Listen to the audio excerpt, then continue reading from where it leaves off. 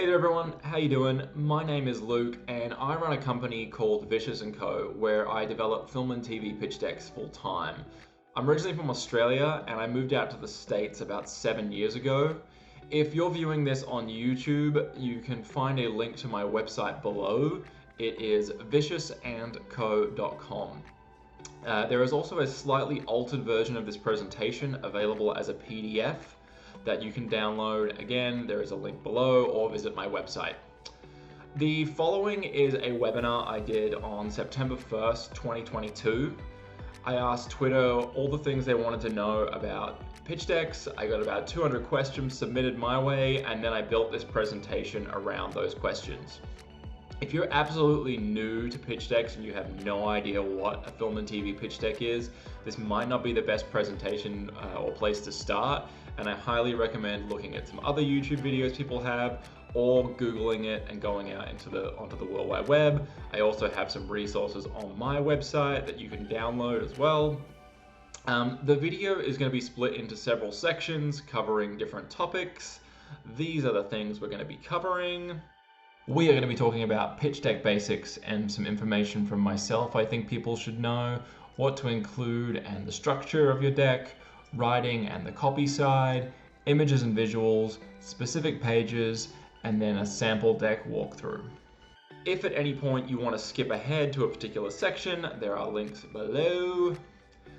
As this was a live webinar, some of the answers I gave I wasn't 100% happy with, so you'll notice that me from the future occasionally pops in to deliver some updated information with some more context. That's pretty much it for me, guys, but if you watch this and you have any more questions or things you want to know, again, you can hit up my website, which is viciousandco.com, or you can talk to me on Twitter. My handle is @LukeSharp. Thanks, guys. I develop decks for feature films, for TV series, for reality series, for animation, for competition shows, and for documentaries. So I'm doing a broad range of things, and a lot of the projects I work on are a broad range of things. Today, I'm mostly focusing on the scripted side. So we're looking at film and TV. Just a general warning, this is all general advice. What I'm saying is my experience and how I do this. There are other designers and other writers out there who develop decks a different way. Take everything as it comes. And the second note there is always seek advice from your reps or your agents or your producers or whoever you're involved with a project. They are closer to this than I will be, and every single rep or producer or whoever I've worked with has their own unique way of doing stuff. Nothing's wrong. No one can tell you that you have to do something this way. So if I'm saying one thing and your rep or your producer or whoever is saying, oh, we don't do it that way, listen to them. I'm one person. And just some other general advice. Story trumps everything. Pitch decks are cool. I love making pitch decks. I love making pitch decks because I love working with story, and I love working with screenplays, and I love working with writers and producers. If you create this amazing looking pitch deck that is the coolest thing anyone's ever seen, and you give it to someone and they say, cool, I want to read your script now. And they read your script and they're like, oh, what is this? That's not good. So as much as it is important, or it can be important to have a cool pitch deck, you really want to make sure that your writing and your story are up there. They're the bee's knees. They're everything that they can be. And then the second note here, a deck is worthless. Worthless is probably a strong word. I should have changed that. If you can't get it to the right people. And what I mean by that is, the people in the industry who are going to help you get this made. No one makes a film on their own. That doesn't happen. There are so many people involved, and along the way, you have to convince, or you have to persuade people. You have to persuade so many people that the story you want to tell is the story they want to tell as well. If you're not in a position yet where you can get your deck to the right people, quote unquote, maybe building a deck isn't the right thing for you at this stage. And then I had some questions. Someone had asked about sending their deck to someone. And so I just made this note. Don't send anything to anyone unsolicited ever. That goes for screenplays, pitch decks. If you're approaching someone, make sure they're willing to accept your material before you send it out. Real quick, running through these questions that didn't really fit anywhere else in the presentation, so I'm going to run through them now. How do you create a budget? Unfortunately, that's not my territory. When clients come to me, they will have a budget in place already. Their producers, their line producers, whoever is involved in the project has, they have the skills and the ability to put a budget together. Do people do deck review services? Not that I know of, and not that you should really need them either. Again, this is back to my previous note. If you're in a place to get your deck to the right people, the people who are on your team will typically be able to review the deck, and you as a collective will know, okay, this deck is ready to take out. Do you have to have a deck? No, you do not have to have a deck. It's evolved into this thing in the industry where, lots of people take out projects with decks. And if people can look at something without having to read a 100-page script, that is a quicker way for them to know that they do or don't want to work with a project. So you don't have to have a deck. It can sometimes be helpful. How do you get to pitch projects? That is a thing that even I am still working on. I want to get my own projects out there one day. Practice your craft, build a network, work in the film industry, build a career slowly. That's the only advice I can give there. And then, can I use images from other shows and movies? Yes, yes, yes. Some people are scared that they're going to get sued or that it's illegal to use images from other shows or movies. No, it's not. You are not publishing this publicly, or 99% of the time you're not. You are sending this to, private entities for them to review. Can I include artwork? Yes. Include sketches, include stills, include storyboard, include anything that's going to help sell your story. Are there famous decks online? Not many. I'm sure everyone's seen Stranger Things. There's a couple of other animation decks out there, but not really. Everyone keeps these things pretty close to their chests. Should I develop a deck before my script? I would personally say no. Again, back to your story is more important than anything. Perfect your story. Down the line, you might need a deck. How detailed does the design need to be? I designed some pretty intense decks for some pretty intense companies, but the main goal is always just to get your idea across. If I can look at your deck and I can see your film as look like as you intend, that's all you need to do. Is a deck a leave behind? A deck can be a leave behind in that you are sending it, you might have a pitch meeting and then you say, oh, here's the deck.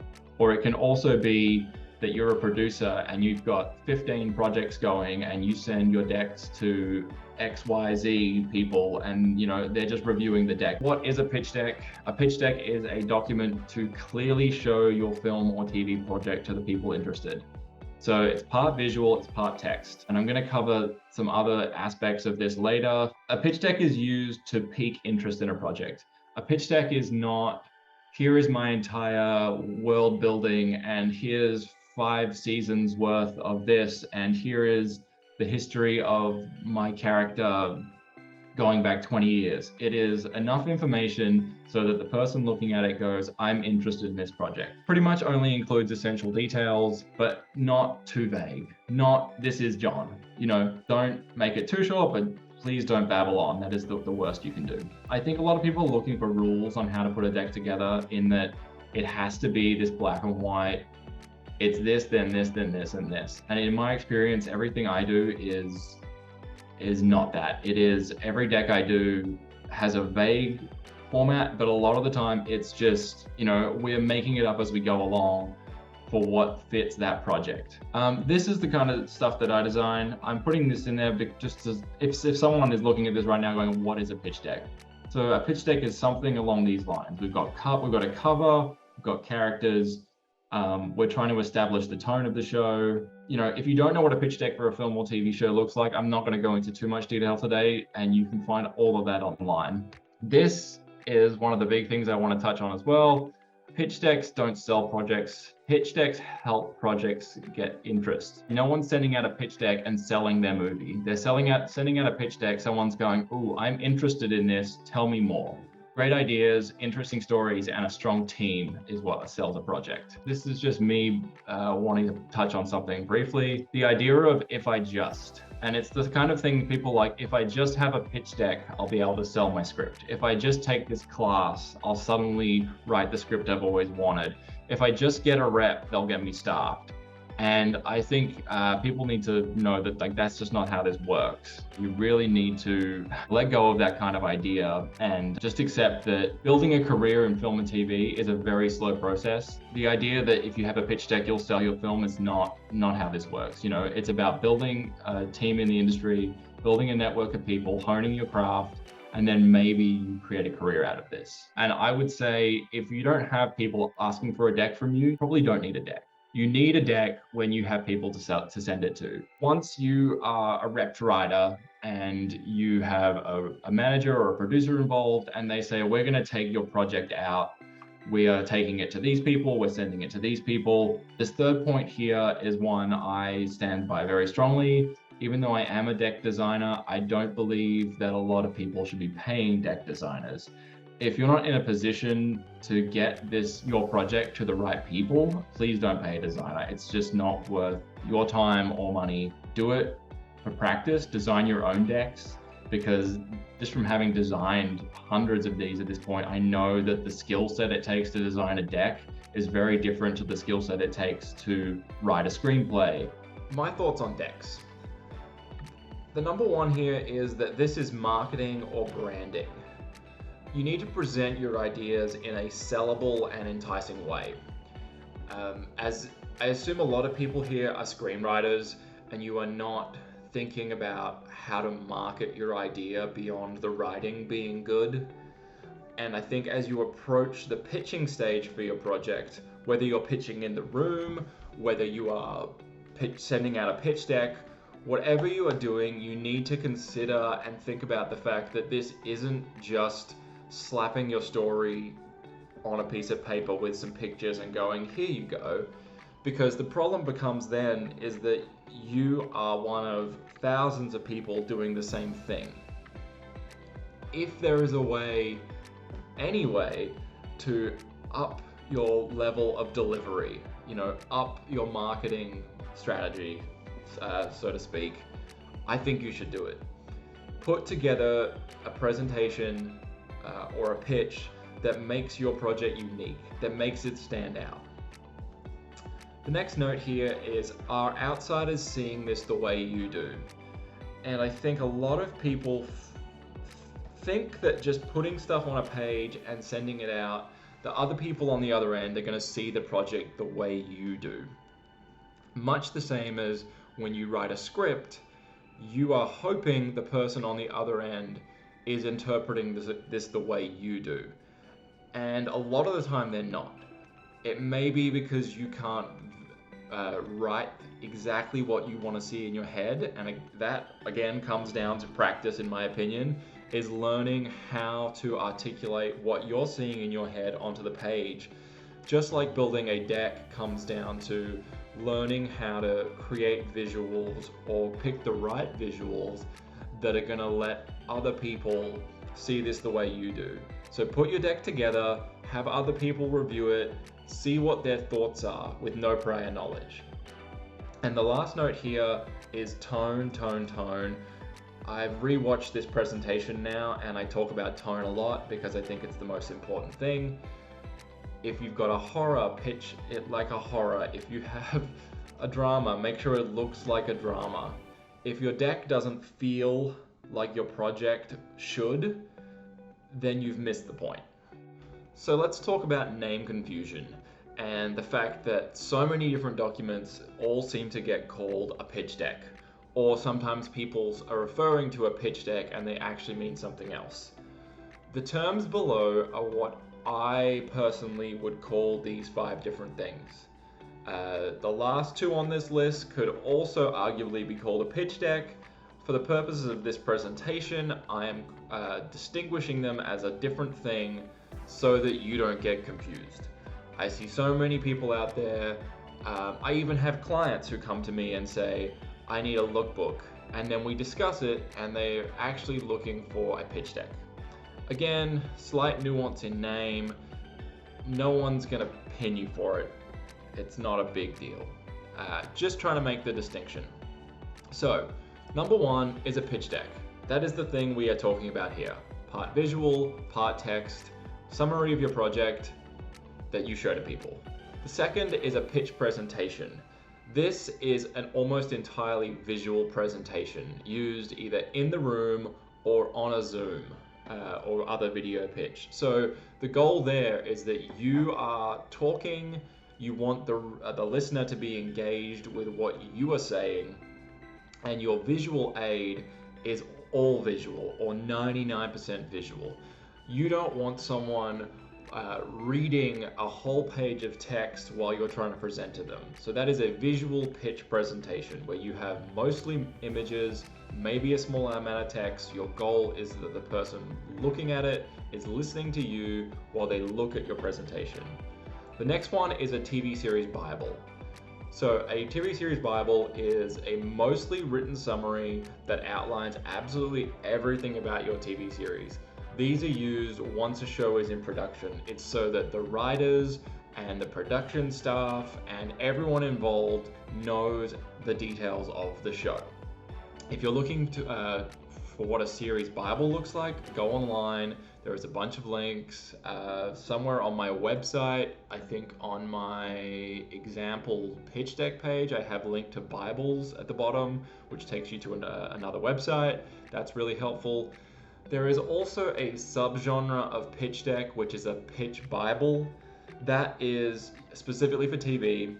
It is kind of like a simplified or a cut down version of a TV series Bible. Again, it's more like a pitch deck, very pitch heavy, but it is not as extensive or only written as a TV series Bible. The last two are a lookbook, which to me is it's a mostly visual doc. It will occasionally have text in it. It is done typically by a director or a producer or someone involved in a project showing their vision of how a project should look. This could be that they are taking their own project out, or it could be that they are up to potentially direct a project. Again, it's very similar to a pitch deck, but I'm just distinguishing it here in terms of a different name, but it's used for a slightly different purpose. The last one here is a treatment or a visual treatment. Again, I have done visual treatments or treatments for scripted projects. For the purpose of this term and definition, I am talking about a treatment that is done for an advertising campaign typically. So a lot of directors out there are ad directors, and they will get put up for, or their company will get put up for, to direct an ad.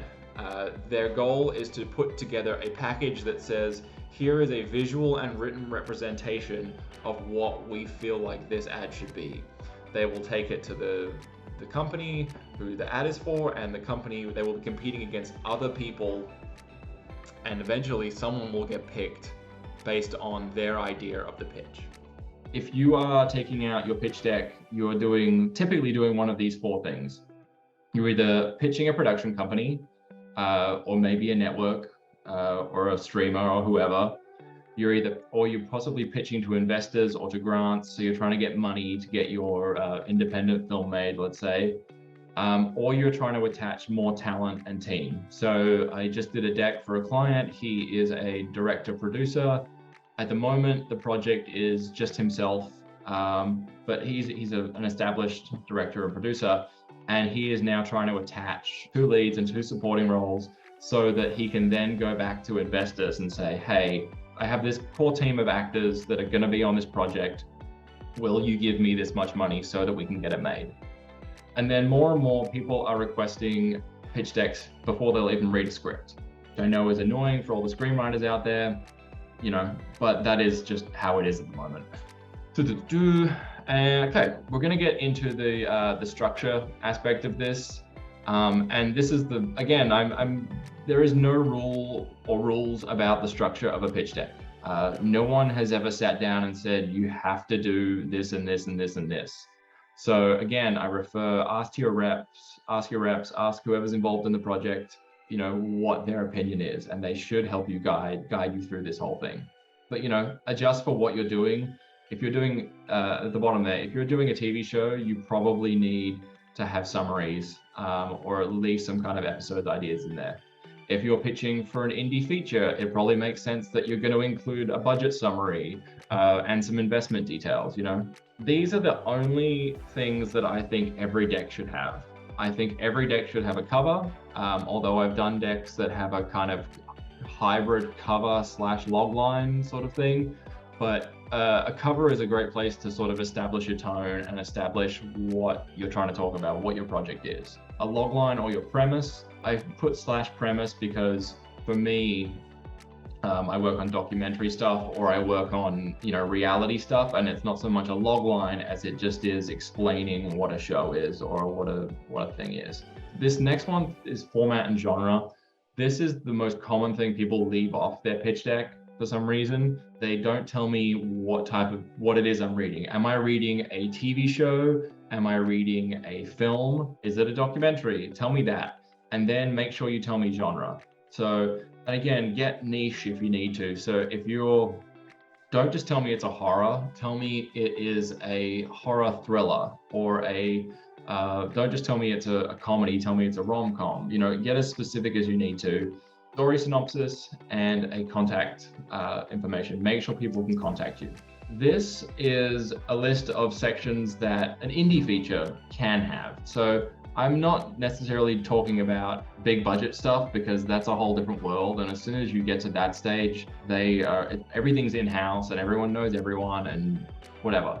That first section is stuff I would always definitely include. Second section is stuff I would 99% of the time have. So you want to cover your characters, you want to cover the world, you want to cover the tone and style, you want to understand what this looks like. And then make sure you include the team, include who's involved in this project. Your team is really what's going to sell a project. If an actor's attached, if a director is attached, if a producer's attached, people who have experience are going to help sell your project. Stuff at the bottom here, team statements, comparables. Again, most people put comparables, but you don't have to. Any investing, budgets, locations and schedules, script excerpts, and if you have them, some kind of hook or pitch or a tagline or something that's going to bring the reader in. I'm going to touch on the hook and the pitch section a little bit later, so just keep that in your mind. And then this is sections I would say that a TV series deck can have. And again, I'm always saying can because there are no hard rules about what has to go into a pitch deck. It is just, make it what you need it to be to pique interest in your project. That whole first section. And then if you're doing TV, you need to make sure you include your pilot summary. You need to make sure you include season 1 episode summaries. The length of those is up for debate, but make sure it's clear to whoever's reading it that you know where your show is going. Make sure it's not just pilot and then we don't know what's happening. World and locations, team, again, same sort of stuff. If anyone's unsure of what any of these terms mean, I don't want to go through a whole friggin' 20 minutes of explaining them because I did that in a previous webinar and I feel like it was boring. If you don't know what any of these terms mean, I have a downloadable PDF on my website that you can click and it gives a brief explanation. I'm not going to sit on these for too long, but these are a bunch of different examples of different ways myself and my clients have formatted decks. And the goal of showing you these now, very briefly, is just to show you that there is no standard format. I have a deck in the middle there that was 6 pages. I have a deck on the right that was 17 pages. I had a deck on the left that's 12 pages. And again, I'm not going to sit on this for too long, but there will be a downloadable PDF at the end. You can look at this and run through it later. This is 3 different features, indie features. One's 12 pages, 2 of them were 15. And even if you look at the 2 that were both 15, the structure is just very different. The structure is different, but the overall goal is still the same. We're covering characters, we're covering world, we're covering everything someone needs to know to be interested in these projects. Okay, next section we're going to cover. I know everyone wants to get to the cool stuff and they want to get to the design stuff, but I've structured this so that when I get to the design stuff, you guys are like, oh, I get why he did that now. A lot of people just try to cram too much stuff into their decks, or they try to overwrite, they try to, I don't know. The writing is the worst thing that I see in a lot of decks, and it's not the design like people would think. Here are the 4 things I think I see most common. It's too much text or waffling text. And again, I've got some examples of this in a little bit, but it's text that just sort of meanders around a certain point and you don't progress the story enough. It's the same as, I'm sure, if you've seen that people get told their screenplay doesn't move fast enough. If a screenplay is 90 pages or 100 pages and a pitch deck's 10 pages, the pace should be 10 times faster. Your pitch deck should keep moving. It should keep the pace up. You should want to keep people reading. The second thing is missing information. A lot of people, when I read a deck, I will get to the end, and I'm sure this happens to people who are reading screenplays. I know it's happened to me when I've read screenplays, is all of a sudden something on page 80 pops up and it's like, and then Sandra did XYZ, and you're like, who the hell is Sandra and what is happening? And it's because someone's missed telling us information before that. So I've seen pilot summaries, so a pilot summary in a pitch deck is usually somewhere in the middle, and someone will, in their pilot section, start talking about a character, but we haven't heard who that character is at all back on the character pages. So people will just miss information like that. So, and then information in the wrong sections or order. That's just finding out. And I've got some examples of this in a minute that you'll be able to see. Say something on page 9 that I needed to find out on page 2. I have a Stranger Things example in a minute, but it's sort of just like not knowing information that would change how I view a project. Starting strong, everyone, hears that you should start your screenplay really, really strong. If you come in and 10 pages in, I'm not interested because you haven't given me something to give a crap about. With a pitch deck, it works the same. If I'm 2 to 3 pages in and I'm just like, this is boring, I don't care about this world, these characters, I don't want to read it anymore, So make sure your deck is interesting. This little piece of advice is to put a maximum of 200 words on a page. The less, the better. 200 words on a page actually looks quite a lot, which you'll see in a second. 200 words as a maximum, less is better. The less you can put, the easier the read is, the more people will enjoy your deck. This is a piece of advice that I give all my clients. This is not a golden rule. This is not something that anyone else has invented or put on a piece of information or paper anywhere.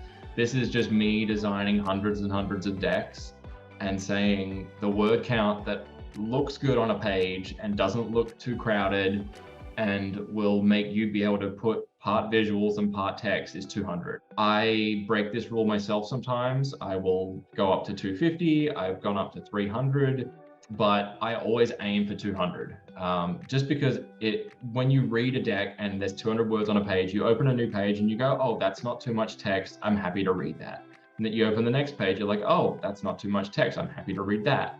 If you open a page and it's a wall of text, you just don't want to read it. It's unfortunate, but that's how it is. There is a caveat at the bottom there. If you are doing episode summaries or if you're doing team bios, there is likely to be more than 200 words, just because you're trying to fit 3 different producers on a page and they each have a 150 word bio. And at that point, presenting your producers or your director, you don't necessarily need it to be a pretty looking page. It's about information at that point. It's about presenting the people. Your deck is a writing sample. Is your copy poorly written? So many decks I see or read are just poorly written. If I read a poorly written deck, what does that say about the fact that your script might be poorly written? Just make sure you are writing well. And on that note, the second point here, is there a voice? I'm sure so many people, when you hear about screenplays, you're like, oh, that was a well-written script. The writer just doesn't have a voice, or there's nothing unique about the way they write. So wherever possible, I just did a deck for a client and we were almost going to present the whole project as a fourth wall break. So the whole deck was written as the character. So the character was talking to the person reading the deck. We didn't do that. switched it up. We still made sure all the text was playful. So there was a lot of like in references that made sense. It made it fun to read. And your deck is structure. I know that, when you're reading it, again, this goes back to not putting information in the wrong order, but make sure it feels like it flows. If there's something that happens on page 3, it should be information that we only need after we've read page 2. And then learn to summarize really, really broad strokes. A lot of people are just putting too much information in these things, just like really cut it down. If you are doing your deck, my suggestion, write the whole thing first. Don't put pictures, don't do anything, write the deck. Read it again, have someone else read it. And then once you've had someone else give you feedback, rewrite the whole thing, give it back to them again, do that 2 or 3 times, give it to different people until everyone understands what your project is, until you're like, this is great. Okay, specifically talking about summaries. So this is what I would also call a synopsis or a story or an about section, whatever you want to call it. A synopsis or a summary for a pitch deck is typically different to that of writing a treatment or writing a synopsis for other things. The goal here is to keep it short, but give us enough information so that we want to know more. This is not a step-by-step walkthrough of your script. Again, I get so many decks that come to me that we have to rework, where it's like, we meet a character and it's like, John is a dentist and then he goes to this place and then he finds out his wife is dead. And then after he's found out and not as awful as I'm speaking it, but just in this, like, it's A, then B, then C, then D. And it's this kind of step through of the script. And that's just not what a summary for this should be. So when I'm doing a summary for a film, for a pitch deck, what I'm typically doing is saying, here's my character or characters, and this is where they are. This is the inciting incident. This is what sets them off on their journey. And then a summary of Act 2. It doesn't need to be they're on an adventure and they get stuck in the boggy marsh. And then from the boggy marsh, they get stuck in a tree. And then they encounter the woodsman. And then they escape from the woodsman. And then, it doesn't need to be that. And then for a feature film, the way I approach it and the way most people approach it is to not give away the ending. I would typically end on, for the made up story I just had, they're encountering the woodsman and they will have to battle to see if they will survive. You want to leave it open so that whoever's reading it wants to know more. That doesn't apply in some cases. If there's some kind of twist that's essential to your story, again, talk to your reps, see if you need to include that, because you might need to, and it might help your story. Again, approach each project differently. This is what 182 words looks like on a page. This is not from a project or anything. This took me 30 seconds to throw together for this. As we go through this, I'm going to get to some Canva developed pages. And my whole goal with a lot of this presentation from here to the end is all visuals, is to make this as simple as possible. I'm not trying to complicate it. I'm not trying to make it look too fancy until we get to the presentation at the end, because I just want you guys to look at this and go, okay, that's simple enough. I can do that. I'm not trying to put bells and whistles on stuff. So the reason this page works is because it's simple. I don't know who this character is. I picked a picture that I knew would work. So maybe your story is about, this is from 7, like 99 or whatever. So maybe your story is about a rogue cop, something. This picture helps capture that. So again, I'm picking an image that leaves enough space for text. The thing you don't want to do is something like this. So this is, again, if this was the same story, it's about some kind of cop. I don't know. I picked similar images for the purpose of this. This is 350 words. People will say, can you make the text smaller? You can make the text smaller. It'll take up less of the page, but the page is still going to look daunting. I was speaking to a producer yesterday or the day before, and he was like, I opened up a deck last week and there was just too many words. And so I didn't read it. And that's just how it is. So just be aware that too many words on a page just looks scary. Into some examples now. So this is from A Quiet Place. I would call it a pitch reel or a pitch video. This is on the original writer's Twitter page. They made it before A Quiet Place was made. It's kind of like a moving pitch deck, is what I would call it. And then if you remember a couple of pages back, I was talking about a hook or a tagline or a pitch of sorts. And that's what this is here in the middle. Sometimes the loudest sound is silence. That makes you go, huh, what is that about? Why? I want to know more about that. And then the other note that I would say about this is that this is so good at establishing the tone that would eventually become the movie. This is 5 stills out of maybe 20 that they have in the presentation. And it's just, they fit it. If you've seen, I'm sure everyone's seen A Quiet Place, or most people have, these particular pictures match what would eventually become the film so closely. And that's what you're aiming for. You're aiming to get as close to what you want your film to look like as possible. Couldn't do this without talking about Stranger Things, because everyone talks about Stranger Things. Since this deck was made 7 or 8 years ago, people have started making some pretty crazy looking decks. So the design of the Stranger Things pitch deck is fairly simple at this point, but what I will say is that the writing is great and the tone that they managed to capture just by making it this book is great. So you'll notice I've highlighted a couple of things. The writing establishes the tone. That very first highlighted section, they are talking about the fact that it's the 1980s, it's inspired by supernatural classics of that era, the crossroads where the ordinary meets extraordinary. I think this is page 1 of their deck. They are already telling us what their show is. We're not guessing as we read the rest of the deck. It gives us clear info. So it's talking about the fact that it's 1980s, it's talking about supernatural, it's referencing all these films. It references E.T., Jaws, Poltergeist, Stand By Me, A Love Letter to Spielberg and King. It's telling us everything it is, and that is all a deck should do. Again, I'm talking about everything should just be clear. You should be able to look at it and read it and go, I understand this. And then the other thing, when I was talking about earlier, is when you present information in the wrong order. All this information they've given us here on page 1 is essential to us reading the rest of the deck in a particular way. If they had given us the story and the characters and everything first, and then on page 9, they'd said, oh, by the way, this is set in the 80s and it's inspired by Stephen King and Poltergeist and E.T., you'd go, oh crap, I should have known that before I read these other 7 pages, because I would have interpreted the rest of that very differently. I don't know how many people have seen Freaks and Geeks. This was Judd Apatow in, I think, 2000-ish, maybe. So this isn't taken from a pitch deck. This is taken from his series Bible. Back then, there really wasn't pitch decks. Principle here is, he says, Dawson's Creek, Party of 5, Beverly Hills, 90210. Did any of us really know people like that in high school? Did any of us ever look like that in high school? Did any of us ever have those problems in high school?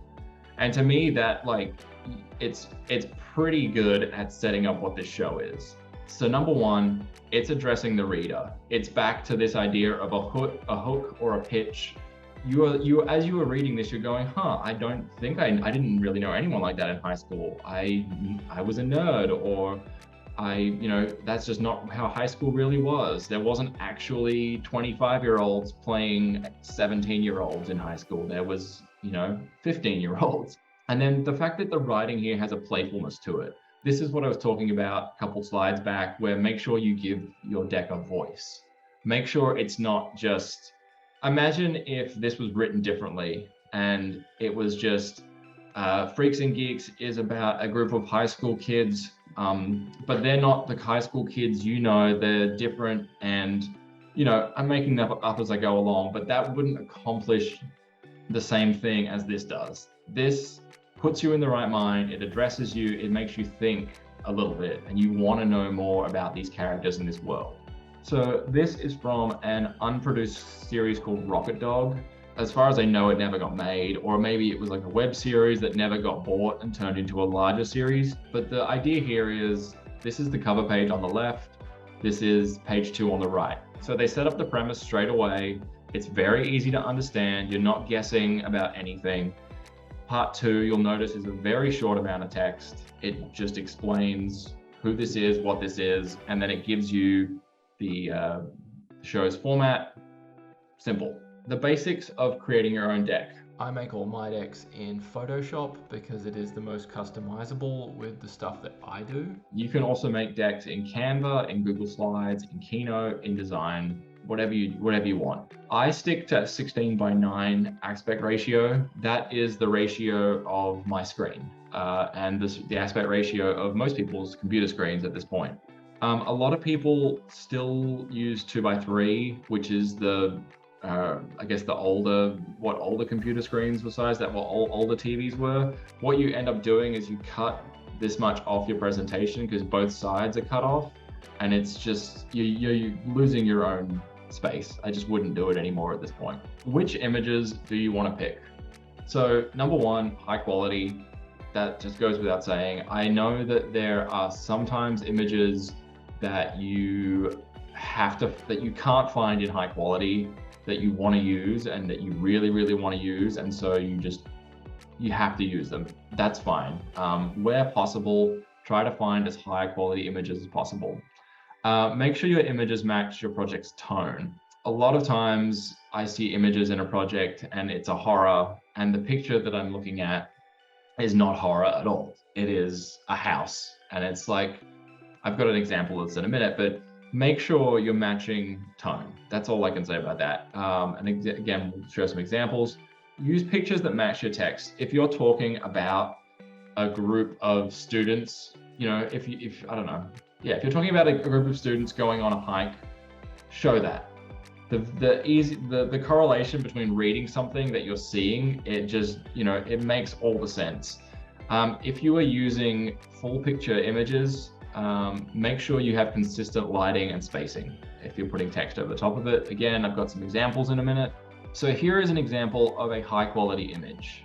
This is low quality. So this is the same image, just downgraded by however many percent. Like, just don't use an image like this if you can help it. It ruins the feel of looking at your deck.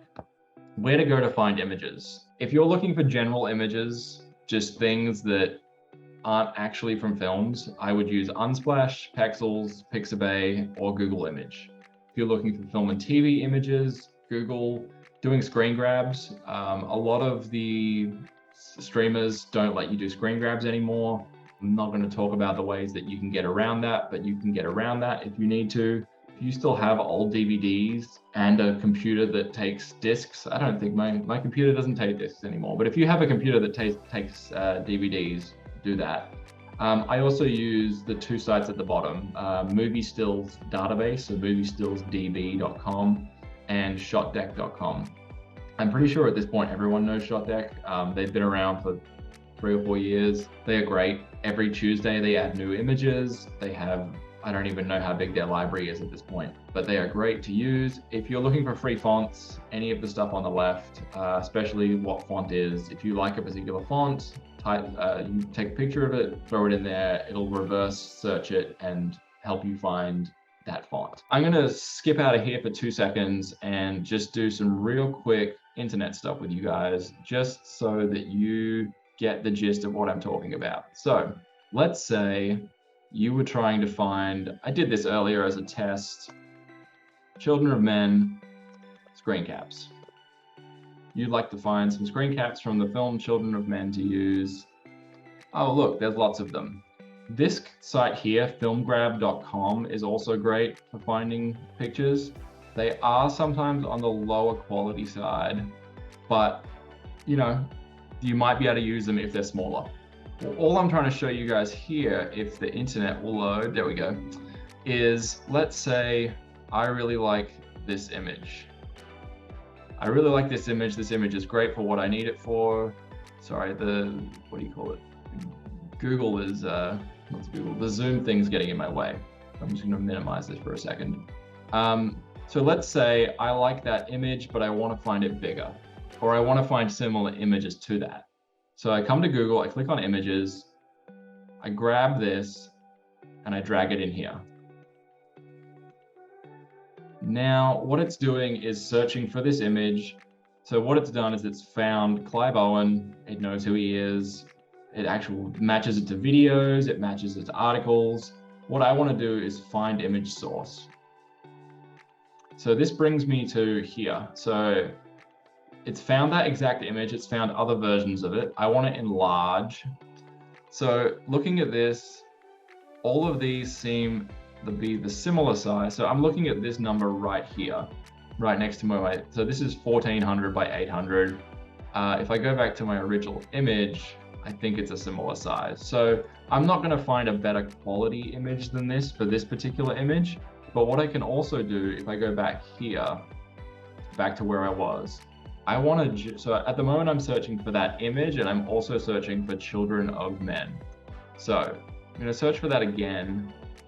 And what it's going to do is bring up visually similar images. So this is now showing me other images from that film that I might want to use that weren't on my original search. So say I like this one. That's a pretty cool image, but let's say it's not high quality enough. If you're searching for high quality images, what you want to do is click Tools, Size, Large. So this is going to filter out all the small images and leave only the large stuff that's probably high quality enough to use. Sometimes, because of the way the internet works now, even high quality images are going to be not as high quality as you want them. They might have been blown up from a smaller size. So this to me is still a little blurry, but again, you might be able to use it in a smaller size. All I was trying to show you guys here is if you don't know how to reverse image search, that's how you do it. It's very helpful for finding other websites that might have the image you want or might have, images like what you're looking for. So we'll close this, we'll go back to the presentation, and we'll keep rolling. So the next couple of pages are going to be a mix of stuff I designed in Canva and then stuff that I've designed myself in Photoshop. Again, the goal with all the Canva stuff is me to keep it simple as possible. I don't want to complicate it for you guys. I don't want to make it too crazy. If you're a designer, or if you have some design background, you might think some of this stuff's too simple. Apologies there. Things to keep in mind if you are designing your own deck in Canva. Keep it simple. Again, don't try to do too much. If you aren't a designer, don't try to be. Don't overcrowd your pages. And we saw that before, just don't do too much text. Establish a logical flow. Again, that's just me reminding you guys, each step of the way, make sure the page after the next makes sense in terms of you learn this thing, then you learn the next thing, and then you learn the next thing. This image, I think it's from Logan, created in Canva, very simple. You obviously would not have this giant section of red text on the left. This is just me writing a note to you guys. This image is good because there's spacing. So our subject is on the left, there is spacing on the right, and the lighting is consistent. So the background behind this text is all dark, and we've put light text over the top. So it's easy to read. This image is bad. We have a light source coming from behind, which is the same color or very close to the color of our text. So you'll notice that we can read the rest of the text apart from the stuff that's here. Avoid doing anything like that where you have varying degrees of light and dark. You want to put your text over one single contrast. Again, this is another bad image. The frequently changing light and dark here on the right. So we have dark bits, we have light bits, we have dark bits, we have light bits. It's just not good for reading. The way to fix that is put a background behind it. This is a simple black square, very easy to do, just makes everything more readable. One of the biggest things that I hear from producers or anyone is that if it's too hard to read, people don't want to be a bit involved in it. They don't want to be about it. They don't want to read it at all. Me just touching on colors and dark and light. So this is what you don't want to do. First image is dark on dark. It's hard to read. Second image is light on light. You don't want to do that. Third image is a color that suits too similar to the background. That's just going to create all kinds of problems visually. What you do want to do is this. All I've done here is I've changed the light color, the text to light when it was dark. And then I've changed vice versa. And again, on the third picture, I have changed the color of the text to something that is not in the background. It just makes it more readable. When we get to covers, my main feeling here is that you should keep it simple and always establish tone. If we were looking at this background, which is just something I pulled from Unsplash or I pulled it somewhere online, if I wasn't using this as a page in between other pages, if you were to use that background as your cover, that to me feels like some kind of indie film. It feels like something that A24 would do.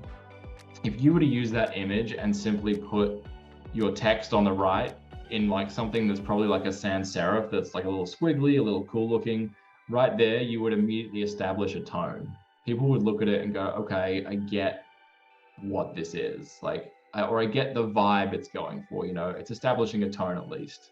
These are simple Canva posters. All of these were mocked up specifically for this presentation. Didn't take too long. All I'm doing in each one of them is establishing tone. So the bottom right one, you get that it's a war feature film. The bottom right one, the top right one, you understand it's a skate documentary. The bottom left one's a political documentary. It's all about tone. It's just about establishing the tone, keeping it simple. Having said that, this is the kind of stuff that I design for a lot of my clients. And the goal here is to sort of level it up a little bit. It's all establishing tone. We're establishing the tone of what these potential films would be.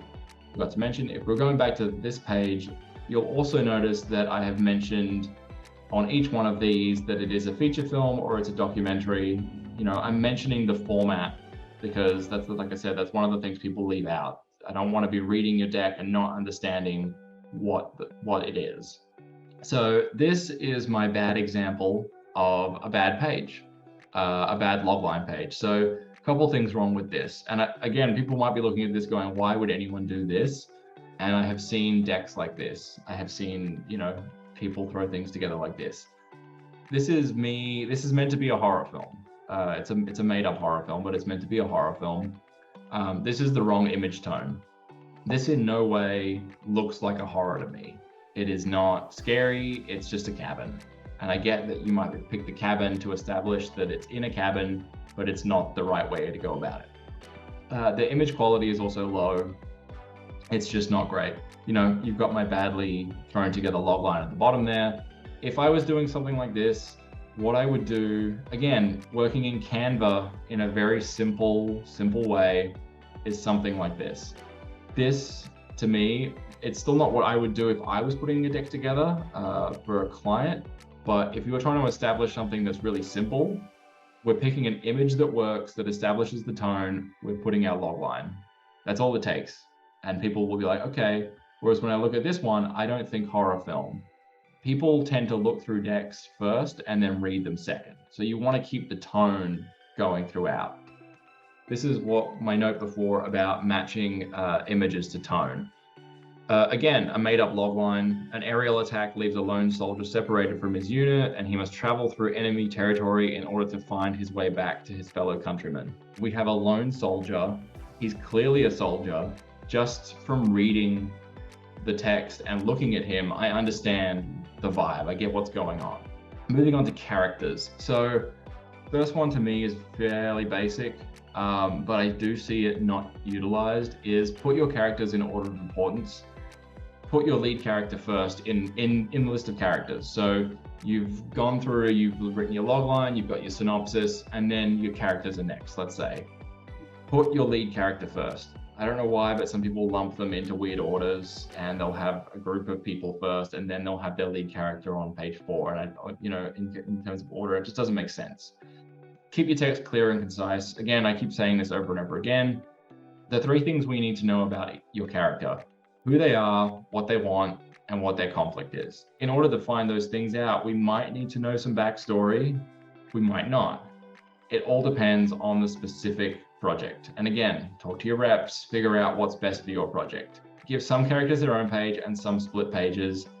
If you have 6 characters, let's say the first 2 are co-leads, maybe you put character 1 and character 2 on their own page, and then the rest of the characters have 2 characters per page. There are minor characters you don't need them in the deck. If they appear in one episode or if they're on screen for 30 seconds, you probably don't need them in your deck. Maybe you have a space where you have 4 or 5 minor characters and they can all share one page. The question I get asked a lot is about using actors in your deck. So this first note is always think character first and casting second. So if I was to put a photo of, again, we go back to that photo I had of Brad Pitt from Seven for the synopsis page. That photo works. If I was to use that on a character page, it would work if my character was a grizzled cop who, is chasing down the bad guy, because he's in character. He has a gun. We understand who his character is. If you were to put a photo of Brad Pitt in a suit at the Golden Globes, that doesn't help me understand character. That helps me understand that you wish Brad Pitt could play this role, but that doesn't help me understand the character. So that's what I'm always shooting for first, is character and then casting possibly. If you have attached cast, you should obviously include them there. I just did a couple of projects with an actress / producer, and she took character shots. So she took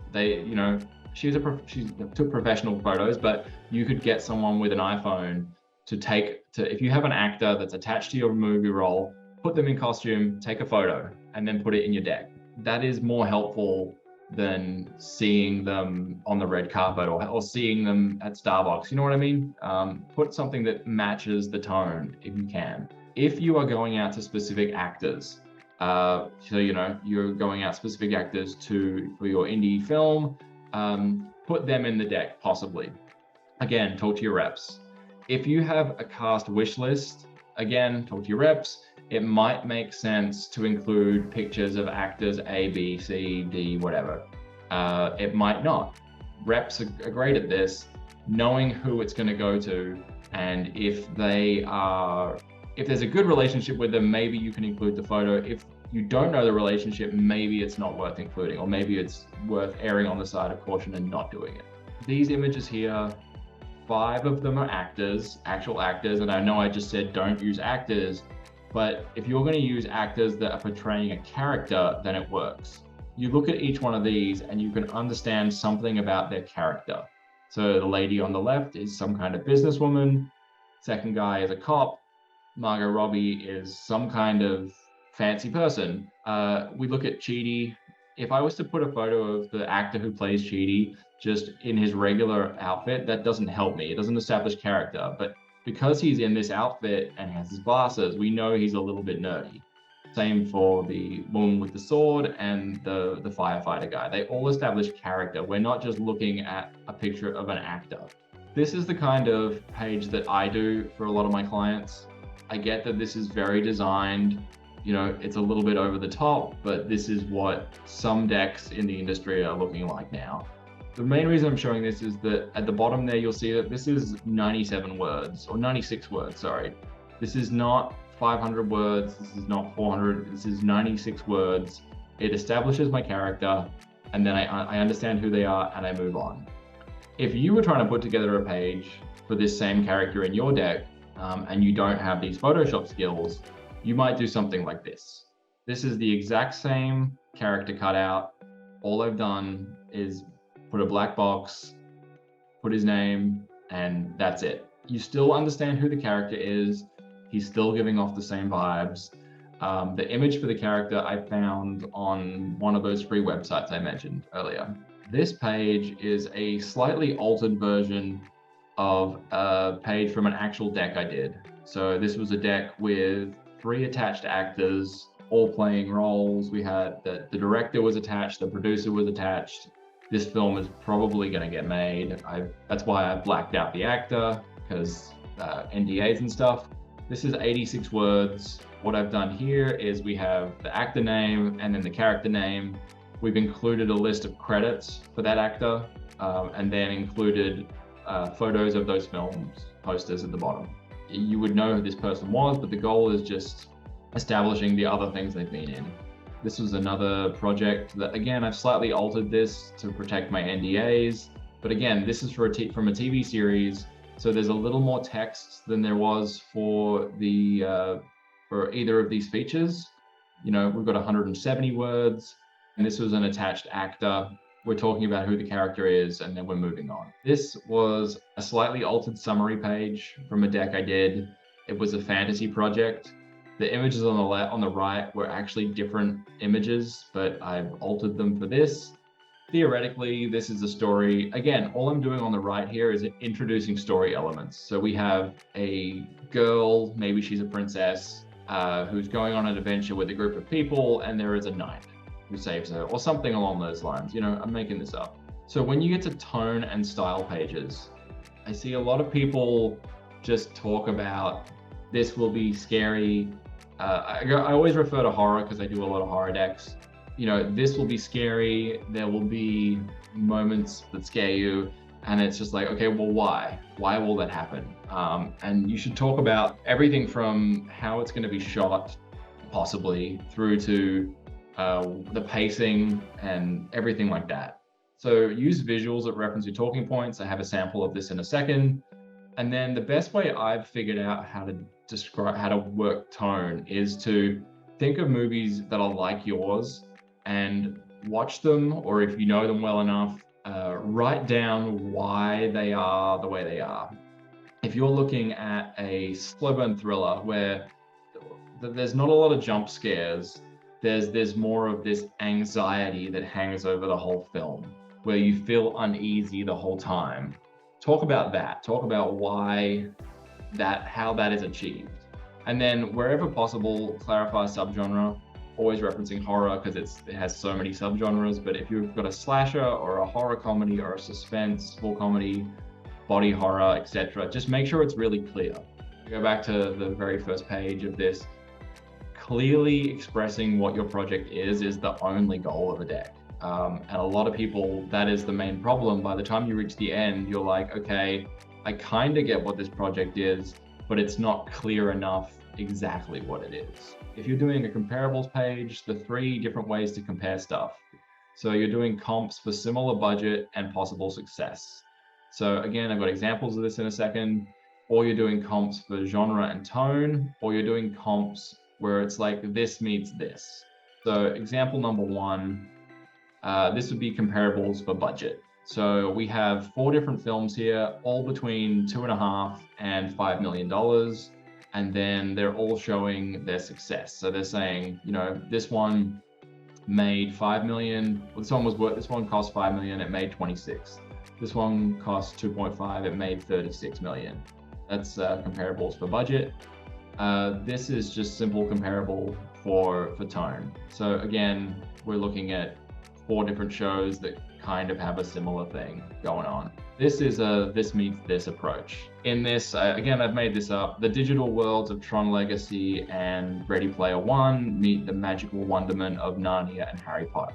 If this was actually a film, maybe it's some kind of world where computers get taken over by magic or something. And when you're in a computer, and it's just understanding what type of film it is. When we are doing mood and visual pages, try not to use too many images. Try to use images that give a similar feeling and establish an overall vibe. So when someone's looking through your deck, when they come to a visuals page, they're not going to, within reason, they're not going to sit there and look at every single image and go, ooh, ooh, ooh, ooh. They're going to look at it and try to want to absorb an idea straight away. So you notice these 5 images all have, I mean, first of all, they're colored pretty similarly. And just looking at it, you can get a vibe. You get this scary horror vibe. That's all you're going for. Pages like this. So I chose these 6 images, 2 in the middle from the same film, I think, 2 at the top of the same color, 2 at the bottom, similar coloring as well. This is from a fake witch project that I did. It's all about just establishing, when you look at it, you get it. You know, you don't have to sit there and go, I don't understand what this will be. If we were shooting a film that was highly colorized, you know, you might put something together like this. If we're doing a war film, something like this. It's all about just looking at it and getting it straight away. You don't need to, you know, it doesn't need to be more than that. So when we get to team pages, the things I would include: short bios with noteworthy experience. So what is noteworthy experience? If you look at the bottom there, things of note to possibly highlight. If you've been in any competitions, if you've won any festivals or placed in any festivals, if you've written, directed, produced anything, if you went to film school, if there's anything else of note you can think of. Team pages matter a lot because, as I was saying at the very start of this, a pitch deck is not going to sell your project. It's the script and the people attached to your project that are going to sell it. Your goal is to make sure that A, you have those people attached, and B, when you get to the team pages in your pitch deck, it's clear why they are worthy of carrying this project. Something like this is what I would do if we were very short bios. I think, I don't know the word count on these, but that might be 70 words per person. These are not real people, by the way. This is just images I pulled from a stock website. At the bottom there, again, let's say the screenwriter's written 3 short films. I would put the posters for those short films. The producer, mention anything they've produced. Same with the other producer. Maybe we have some larger names involved. We might split them 2 per page. We'd be doing the same thing. We'd have photos of them at the top. At the bottom, we would put pictures of their films. I see a lot of decks, especially for team pages, that don't use images of people's posters, and I think that's a missed opportunity. People will read stuff, but if they can look at your bio or the bio of your team and go, oh, that person, I know that poster, I know that film, or they might even look at the poster and go, that's interesting, I would like to, now I'll go back and read their bio to see why that's interesting. We are onto the final part of the presentation in terms of me doing stuff. So the following is a fake horror comedy. I made this deck specifically for this presentation, just to show you guys the kind of stuff I'm typically doing for clients and the stuff that's out there.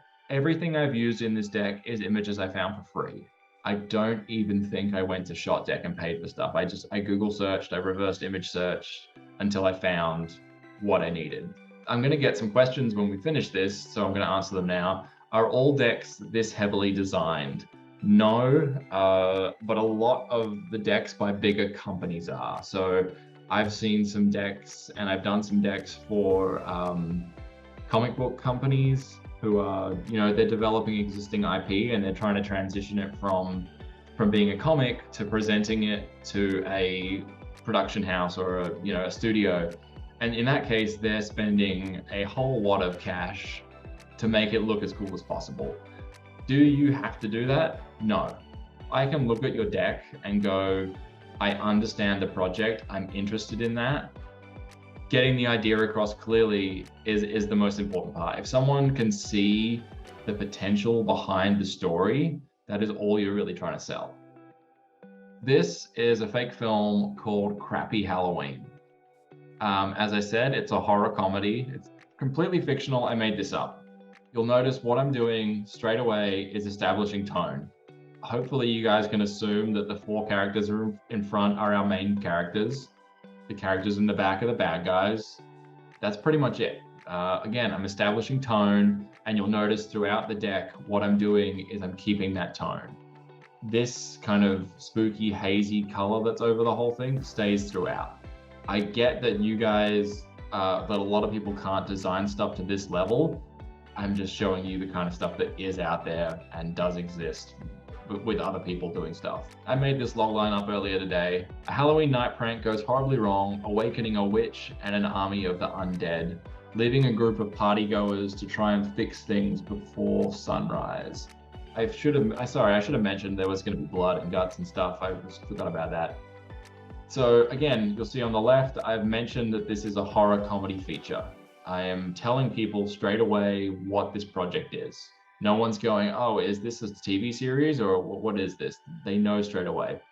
This was the only actual text I wrote for this. The rest of it is going to be fake lorem ipsum text, but I will talk you through the characters and stuff anyway.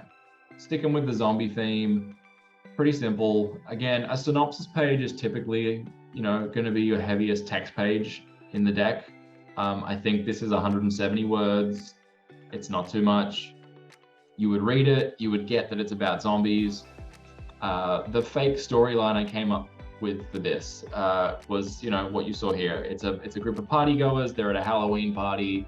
I don't know, a bunch of bros, you know, accidentally go into the graveyard next door, and it awakens a witch who then awakens a bunch of zombies. Oh no, they have to, you know. So there's some humor in it, but there's a lot of scary stuff. What I'm doing here, we have these short character descriptions are around 70 words each. Dude on the left is the super cool jock. He's dressed up as the astronaut. He's secretly into the girl on the right, but what he doesn't know is that she doesn't like him at all. And the whole movie, you know, there's going to be this thread of him trying to hit on her, but she's not interested, or something like that. Character on the left, Britt, she dressed up as an archer, and, you know, maybe we could say something else about her, blah, blah, blah. We have our two other characters. So guy on the left is our nerdy dude who turned up to the Halloween party without a costume. He didn't want to wear a costume. Pogo is some random kid who turned up to the party. You know, this was an adult Halloween party. She wasn't meant to be there. No one knows how she got there. But the idea is that if you look at this now, you would understand these four characters are stuck together. They're on this adventure to try and hunt down these zombies. I've chosen images that match in tone. These are people in costumes. This little girl is surprised, which is kind of comedy-ish. It fits the tone. And then we have the witch and her army of the undead. Again, this is me photoshopping. I get that not everyone can do that. It's very clear who this character is, what these people are. You know, she is a witch. She somehow controls the undead, and she's using her powers to do whatever. We have our list of comps, all horror comedies: Shaun of the Dead, Zombieland, Tucker and Dale versus Evil, and Cooties. At this point, I feel like anyone who's reading through this deck would already understand the tone, but if somehow they hadn't, or if they'd missed the fact that it says horror comedy feature at the start, by the time they get to here, they'll be like, oh, okay, it's actually, you know, as soon as you see Shaun of the Dead or Zombieland, you know that's a comedy. This is something like what I would do for a tone and style page. The middle is talking about it's probably talking about the fact that there's jump scares and there's genuine gore, but there is also hilarious laugh out loud moments where zombies ride bicycles or something like that. You know what I mean? So it's establishing that it's not just comedy, it is not just horror, it's this mid-ground where you will genuinely be scared at some points, but you will also laugh your ass off at some points. Director's statement: if someone's going to invest a whole bunch of money in this indie film, they better know that the director knows what they're doing. So the director's statement would be talking about their love of horror and what they want to do with this film. If at this point someone was interested in the project, knowing the director a little bit better definitely helps. So we would get to our team pages. I've just invented people. We have Nina No Name and we have Mandy Made Up, the writer, director, and the producer. So somewhere in here, again, it doesn't need to be their whole backstory. We don't need to know that maybe it helps that she went to blah blah school, but we don't need to know where she grew up, unless that also helps for some reason. If she grew up in Salem, you know, that might help establish her love of horror. But what we're mainly doing is listing credits and trying to establish why these people are viable people to successfully pull off making this film. Same thing, bunch of fake posters. We have our producer, we have our cinematographer. We're just talking about their previous experience. Experience leads to success. And then a contact page. It's pretty simple. Where can you reach me? Make sure you can get in touch with me. That's all it is. And that's the end of the presentation, guys. Thanks very much for watching. If you haven't downloaded it and you would like it, there is a link to the PDF below, or you can grab it on my website. If you have any more questions, feel free to email me. Go to viciousandco.com or look me up on Twitter. My handle is Luke Sharp. Thanks very much.